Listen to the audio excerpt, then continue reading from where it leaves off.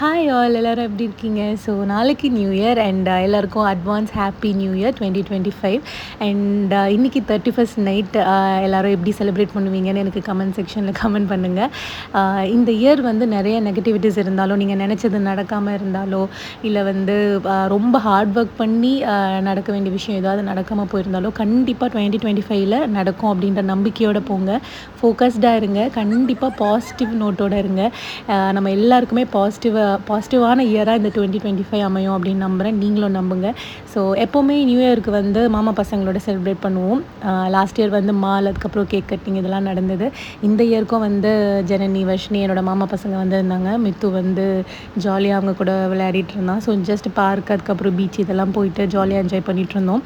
So நீங்கள் எப்படி உங்கள் நியூ இயரை ஸ்பெண்ட் பண்ணுறீங்க அப்படின்னு ஷேர் பண்ணிக்கோங்க.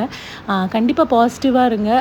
2025ல் நம்ம எல்லாருக்குமே வந்து நல்லதே நடக்கும். அண்ட் நாங்கள் வந்து சும்மா ஜாலியாக அப்படியே என்ஜாய் பண்ணிகிட்ருந்தோம். எப்போவுமே வந்து மாமா பசங்க வந்தால் ஒரு ஜாலியில் மித்து வந்து ஜாலியாக விளையாடிட்டுருப்பான் அவங்க கூட.